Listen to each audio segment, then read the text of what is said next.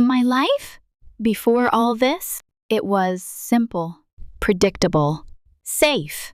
I was 23 living in my grandmother's old house. Mom's mom. It was a goddamn sanctuary, you know?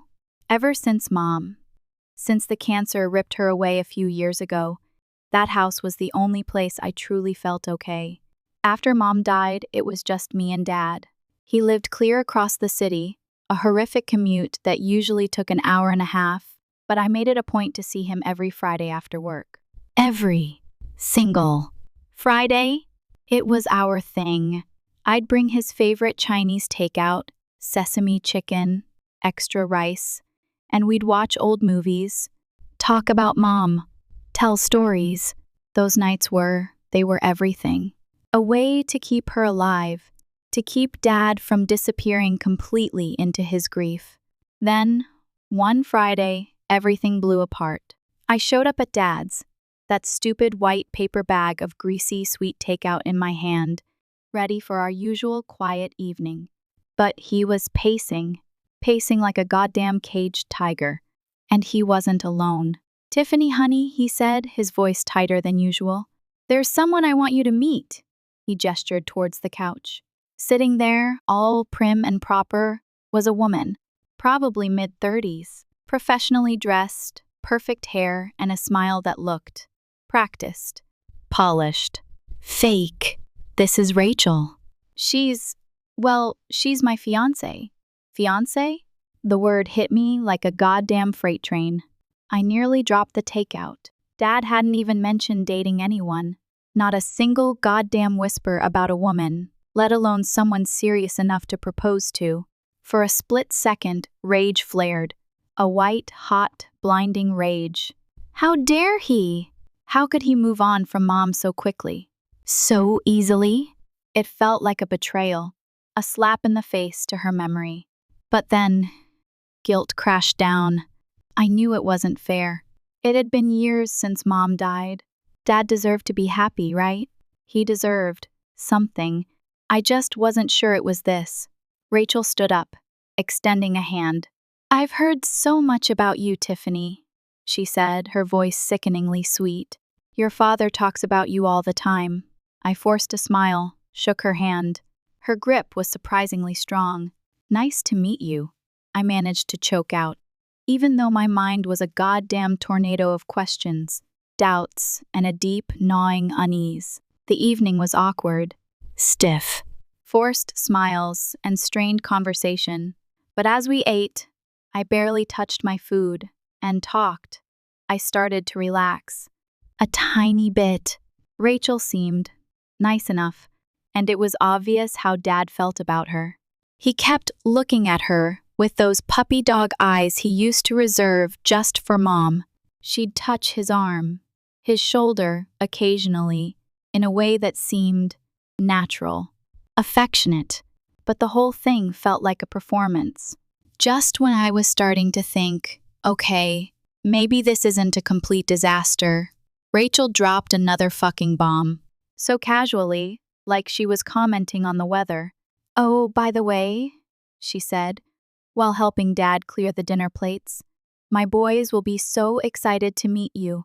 They're 6 and 8. Such wonderful ages." I nearly choked on my water. Boys? She had children? Something about the way she delivered that information, like an afterthought, a minor detail, bothered me. A lot, but I pushed the feeling aside, swallowed it down. After all, this was a lot to process. In one damn evening. "That's great," I said, trying to sound enthusiastic. "I look forward to meeting them." As I drove home that night, my head was spinning. In the space of a few hours, my quiet, predictable life, just me and Dad, bound together by grief and old movies, had transformed into something completely different, unrecognizable, and terrifying. I felt like I was standing on the edge of a cliff, staring down into a darkness I couldn't even begin to understand. Things moved fast after that first meeting. A goddamn blur? Before I knew it, Rachel and her sons, Tommy and Jake, had moved into Dad's house, into Mom's house. The house she picked out, the one they filled with memories, it felt like an invasion. The boys were, well, they were kids. Exactly what you'd expect, running around, making noise, throwing the occasional tantrum, but also having their sweet moments. Tommy, the older one, was glued to video games. Jake, the younger one, couldn't sit still for more than 5 minutes. 4 months. 4 months flew by, and suddenly there was a wedding to plan. A wedding. A celebration. While Mom was rotting in the ground, Rachel threw herself into the preparations with an intensity that was almost scary. Obsessive. She had opinions about everything. The flowers, the venue, the music, even the exact shade of goddamn tablecloths. It was like she was trying to erase Mom completely, to replace every single trace of her with her own brand of perfection. Tiffany, sweetie, she'd call, her voice dripping with honey that always felt a little off, a little too smooth. Would you mind watching the boys for a couple of hours? I have an emergency meeting with the florist. Or, the cake tasting got rescheduled last minute. Could you please keep an eye on Tommy and Jake? I didn't mind at first. It was only for a few hours here and there, and the kids were manageable, in short doses. Besides, I wanted to show Dad I was trying, to be supportive, to make this thing work. Then came the wedding day. The ceremony started well enough. The boys were cleaned up, actually looking presentable in their little suits. They even managed to sit quietly for most of it. But as the reception dragged on, the endless speeches, the terrible music, the forced smiles, they got restless. I was sitting at my table, picking at my dinner, another meal I couldn't swallow, when I saw Tommy start flicking peas at his brother with a spoon. "Hey, guys," I said, trying to keep my voice firm but friendly as I walked over to their table. "That's enough. You're going to hit someone." Jake had already grabbed his own spoon and was retaliating with mashed potatoes. "Cut it out," I warned them. "This isn't appropriate behavior." That's when Rachel materialized out of nowhere. Her perfectly manicured hand clamped down on my arm like a goddamn vice. She practically dragged me behind one of the decorative pillars. "Don't you ever speak to my children like that again," she hissed, her face twisted with anger. Gone was the sweet, smiling woman I'd known for the past few months. This was something else. Something cold. Something dangerous. They were throwing food at other guests, I tried to explain, rubbing my arm where she'd grabbed me. It already felt like it was bruising. I was just trying to prevent a scene. "Listen to me." Very carefully, she cut me off, her voice low and harsh. "These are my children. You have absolutely no right to discipline them. When you have your own kids, if you ever have your own kids, then you can play mommy all you want. But until then, keep your mouth shut."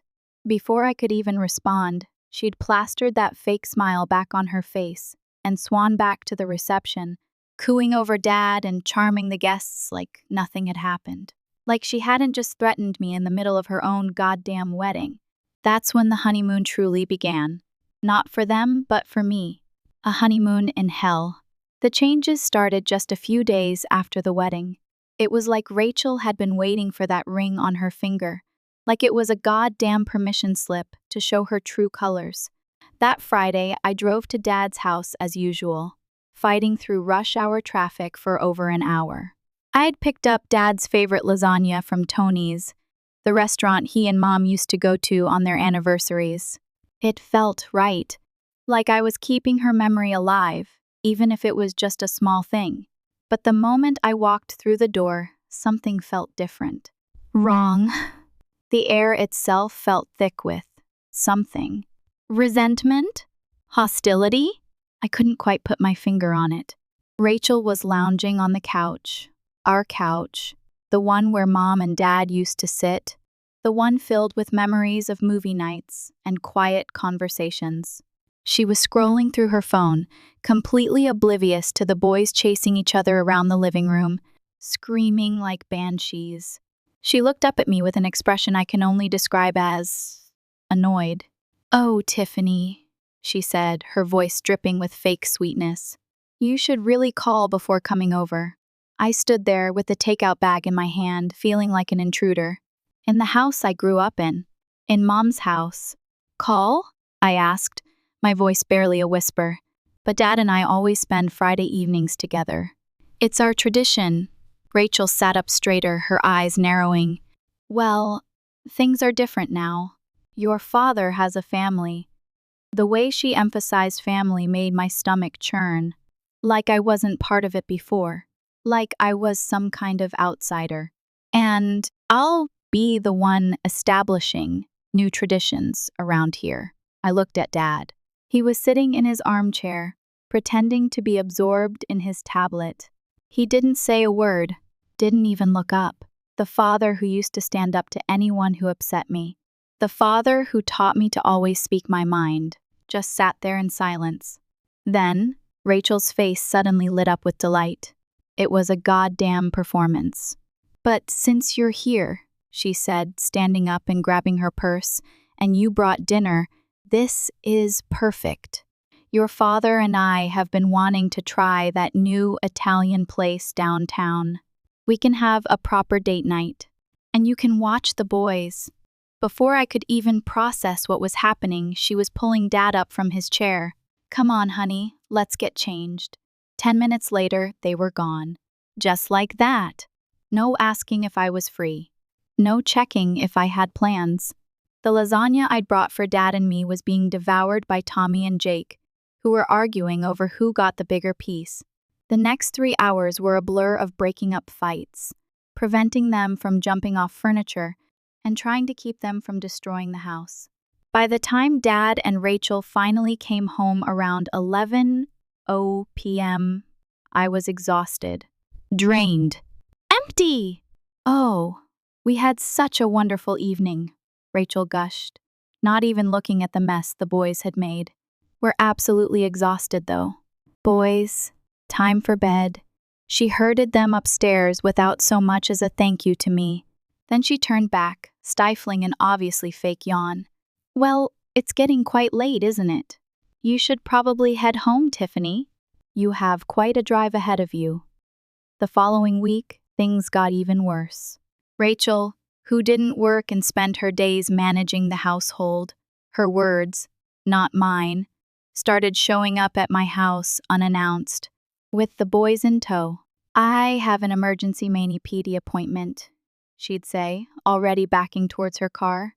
Or, your father's taking me to that new French bistro. The boys hate French food. We'll pick them up in a few hours. She didn't ask. She didn't even pretend to ask anymore. She'd just drop them off and leave, like I was some kind of on-call babysitting service. Sometimes, she'd show up right as I got home from work, still in my office clothes, too tired to even argue. I felt used. I felt disrespected. And I felt like Dad was letting it happen. He was letting her walk all over me. Finally, after weeks of this nonsense, I snapped. It was a Wednesday evening, and I had just finished a brutal day at work. 3 client presentations. A system crash that lost me 2 hours of progress. All I wanted was to take a hot shower and collapse on my couch. Instead, I pulled into my driveway to find Rachel's SUV parked there. She was already unloading the boys in their backpacks. Perfect timing, she chirped, pushing Tommy toward my front door. I have a spa appointment and then dinner with your father. They'll need dinner in about an hour. No, I said firmly, still standing by my car. I wasn't hired to be your personal babysitter. I'm tired. I've had a long day, and I didn't agree to this. Her face turned an interesting shade of red. A vein throbbed in her forehead. How dare you, she said, grabbing both boys by their arms, practically yanking them back toward her car. Boys, get in the car. Then she turned to glare at me. You'll regret this attitude, Tiffany. She peeled out of my driveway so fast she left tire marks. I went inside, made myself a cup of tea, and had just started to relax when my phone rang. It was Dad. What the hell is wrong with you? He barked before I could even say hello. How dare you speak to my wife that way? She's in tears. Tears? Rachel? The woman could weaponize crocodile tears. Dad, wait, no, you wait. You're being cruel and selfish. I won't tolerate you treating my wife like this. She's been nothing but kind to you. Dad, please just listen. But he'd already hung up. I sat there staring at my phone, feeling like I'd been punched in the gut. That was the first time in my life my father had ever spoken to me that way. Like I was the enemy. Like she was more important than me. A week passed with no contact from either of them. Part of me was hurt, devastated even. But another part was relieved to have some peace and quiet, to not have Rachel's entitled demands constantly ringing in my ears. When Friday rolled around, I treated myself to takeout and a bottle of wine, looking forward to a quiet evening alone. A return to normalcy, even if it was just for a few hours. I was getting out of my car when I heard noises coming from inside my house. My heart started racing. Had someone broken in? I was reaching for my phone to call the police when I heard what was definitely children laughing. What the hell? I unlocked my front door with shaking hands and found Tommy and Jake sprawled on my living room floor, surrounded by empty snack packages and juice boxes. The TV was blaring cartoons, and there were crumbs everywhere. What are you doing here? I demanded, my voice trembling. Tommy shrugged, not even looking away from the TV. Mom dropped us off like 4 hours ago. She used the key to let us in and said we could eat whatever we wanted and watch TV. The key. Of course. I'd given Dad a spare key right after I moved in case of emergencies. When is she coming back? I asked, dreading the answer. She's not, Jake piped up cheerfully. She and your dad left for their honeymoon in Hawaii. They'll be gone for 2 weeks. I stood in my living room, staring at the 2 boys who had been left alone in my house for 4 hours. Anything could have happened to them. They could have hurt themselves, started a fire, or God knows what else. The more I thought about it, the angrier I got. My hands were shaking as I pulled out my phone. Before dialing Rachel's number, I opened my recording app and hit start. Something told me I needed to document this. The phone rang and rang and rang. Finally, on what must have been the 10th ring, Rachel picked up. What do you want? She snapped. I could hear waves in the background. We're trying to check into our hotel. What do I want? I fought to keep my voice steady. How about explaining why you broke into my house and abandoned your children here without even asking me? Rachel's laugh was like nails on a chalkboard. Oh, please, don't be so dramatic. I used a key, so it's hardly breaking in. And it's not like you have anything better to do. Excuse me? Well, let's be honest, Tiffany. You're just sitting at home alone anyway. No boyfriend, no social life, no family of your own. Consider this practice for when you finally manage to find someone willing to start a family with you. Before I could respond, she hung up. The fucking nerve of this woman. I immediately called Dad. My hands were now shaking with rage. He picked up on the second ring. What is it, Tiffany? He sounded annoyed, like I was interrupting something important. We're trying to start our honeymoon. Dad, Rachel left her kids alone in my house. She broke in while I was at work. Stop making mountains out of molehills. He cut me off. You're always trying to create drama. Can't you just let us enjoy our honeymoon in peace? I'm at work all day. I practically shouted. I can't watch her kids. I have responsibilities. Meetings. Deadlines. Then hire a babysitter, he said dismissively. It's not that complicated. I took a deep breath, trying to stay calm. If it's that simple, why didn't you hire a babysitter before running off to Hawaii? We got a last-minute deal on the tickets, he replied. Like that explained everything. There wasn't time to make arrangements. Look, I have to go. Rachel's waiting. Click. I stood there, staring at my phone, barely able to process what had just happened. My father, who had once grounded me for a week because I forgot to call when I was going to be 10 minutes late coming home from school, thought it was perfectly fine to abandon 2 young children in an empty house for hours. That's when I noticed Tommy sprawled on my couch, tapping away at his smartphone. A thought suddenly hit me. A desperate, last-ditch effort. Hey, Tommy, I called out, trying to keep my voice casual. Do you have your dad's phone number? Your real dad, I mean. Tommy barely looked up from his game. Yeah, we talk to him all the time. Want me to show you? He pulled up his contacts and showed me the screen. I quickly copied the number into my phone. My heart pounding. I stepped into my home office for privacy and dialed. The phone rang twice before a deep voice answered. Hello? Hi, is this Mr. Anderson? The first took a deep breath. You don't know me, but I'm Tiffany, Rachel's new stepdaughter. I'm calling because, well, there's a situation with Tommy and Jake that you should know about. What kind of situation? His voice immediately sharpened with concern. Are they okay? I told him everything. How Rachel had been using me as free childcare. How she'd broken into my house while I was at work. How she and my father had abandoned the boys for 4 hours before jetting off to Hawaii. As I spoke, I could hear his breathing getting heavier. The silence on the other end of the line was thick with fury. Text me your address, he said firmly. I'll be there in an hour. And, Tiffany, thank you. Thank you for calling me. Relief washed over me. A wave so intense it almost made me weak. Finally, someone was listening.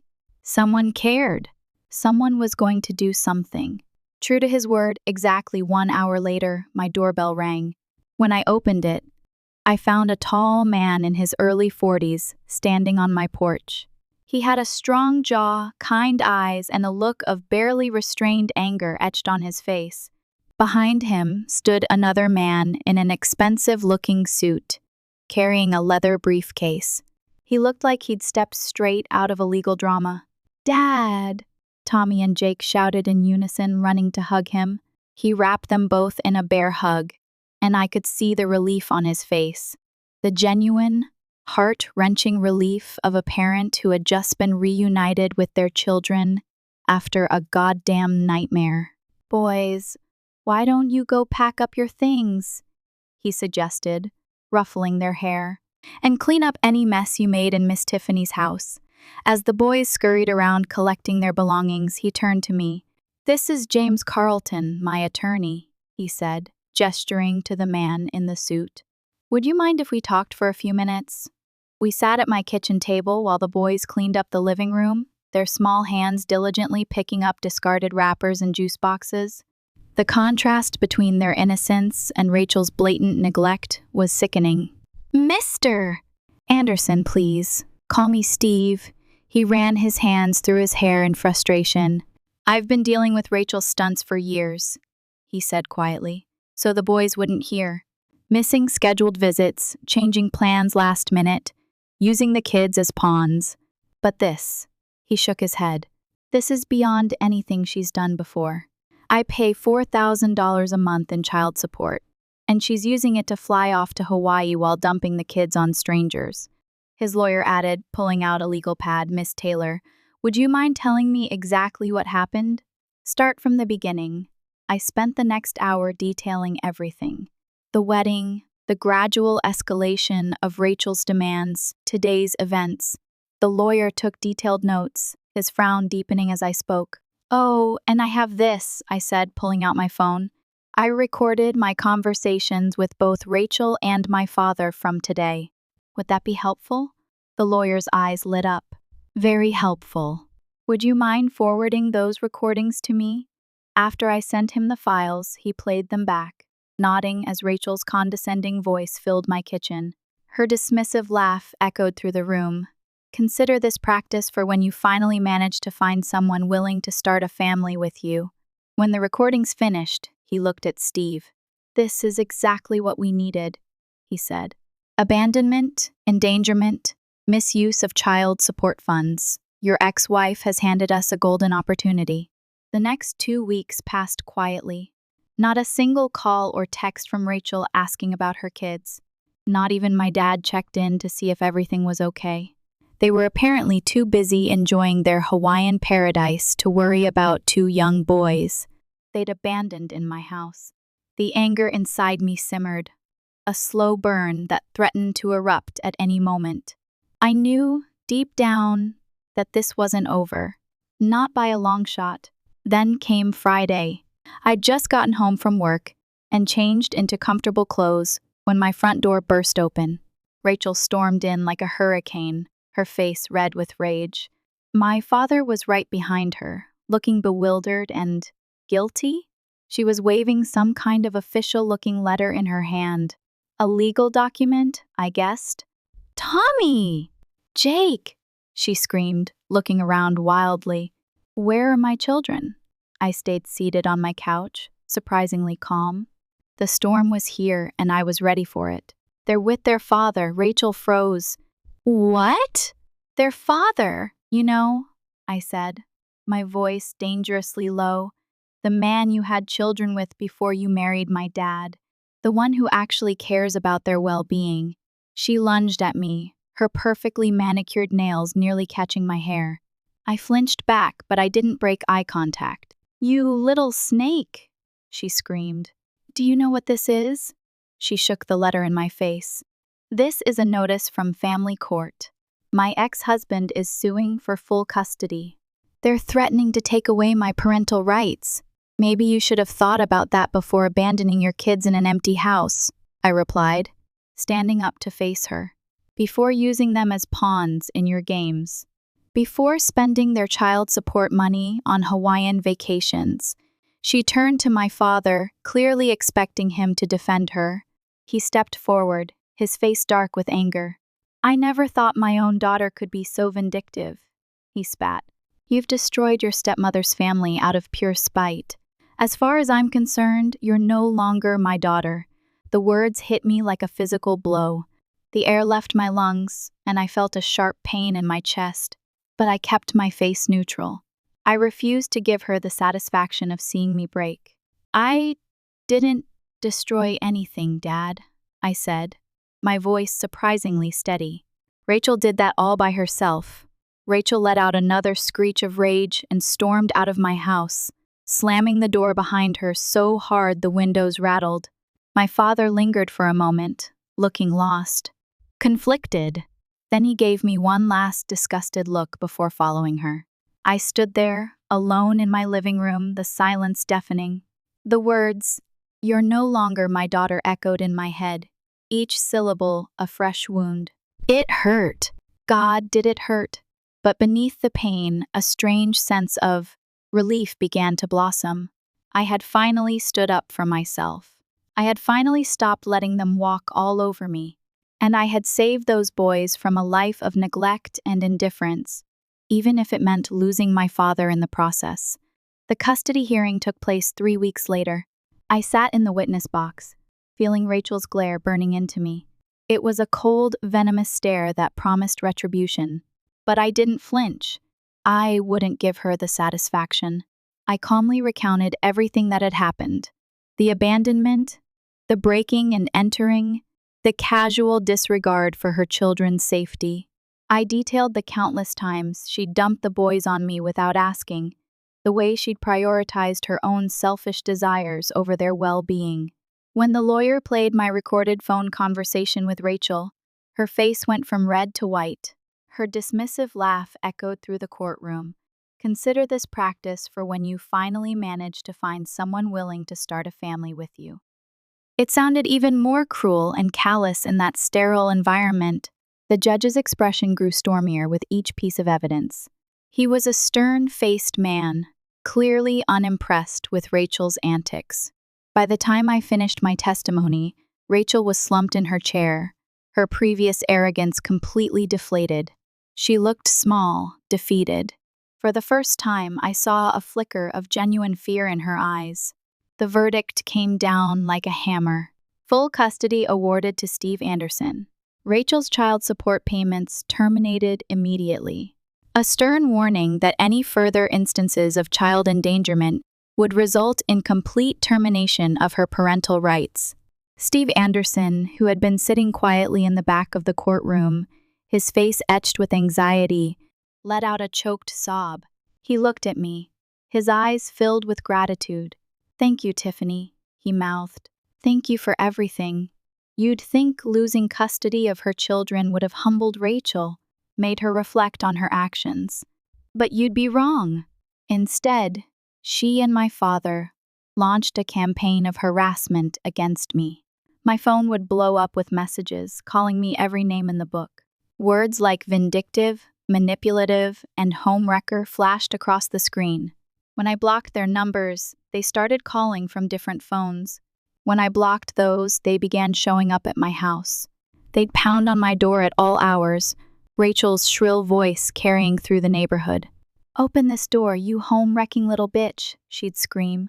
"You ruined my life." I tried to ignore them, to block them out, but it was exhausting. It felt like I was constantly under siege. One day, after a particularly rough week at work, a week filled with impossible deadlines and a micromanaging boss, I'd had enough. I was bone-tired, emotionally drained, and on the verge of a complete breakdown. When the banging started, something inside me snapped. A fuse blew. The dam broke. I marched to the door and threw it open. My hands were shaking, but my voice was steady, laced with ice. "You want to talk? Fine. Let's talk." They stormed into my living room, Rachel immediately launching into a tirade about how I'd ruined her life, how she couldn't afford her spa treatments anymore without the child support money. How dare I interfere with her family? The usual bullshit. I let her rant for about 30 seconds before turning to my father. He stood behind her, looking ashamed and angry all at once. "Are you done?" "We're not done until..." Rachel started, but I held up my hand. I wasn't talking to her. I focused on my father, meeting his gaze head-on.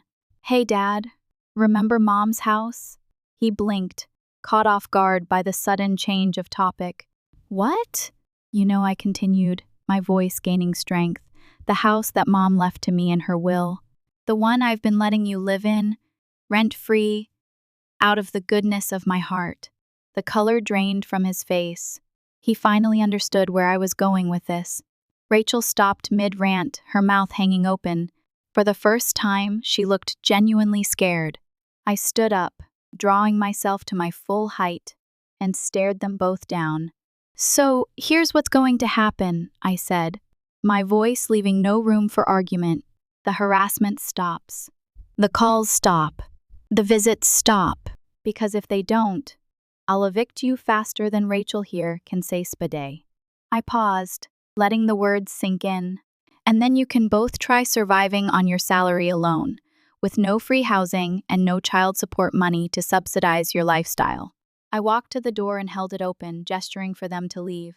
"Mom would be ashamed of how you've acted," I said, my voice softening slightly. "Now get out of my house." Rachel grabbed her designer purse and stormed out, her face contorted with rage. My father lingered for a moment, looking lost and defeated. Then, with a sigh, he followed her without a word. That was 3 months ago. They haven't bothered me since. Through the family grapevine, I hear Rachel's making my father's life hell, constantly complaining about their reduced circumstances, now that she can't spend her kids' support payments on herself. Apparently, they can barely afford their lifestyle on just my father's modest salary. I ran into my cousin Sarah at the grocery store last week. She told me Rachel's been throwing tantrums about having to shop at regular stores instead of her beloved boutiques. "My father looks tired all the time now," she said, "like he's aged years in just a few months." Do I feel bad? Honestly, no. My father chose this. He chose to stand by and watch while his wife abused my kindness. He chose to say nothing when she abandoned her children in my house. He chose to disown me rather than admit she was wrong. I don't regret what I did. Sometimes standing up for what's right means being the bad guy in someone else's story. I'm okay with that. I sleep just fine at night, knowing those boys are safe and loved, even if it costs me my relationship with my father.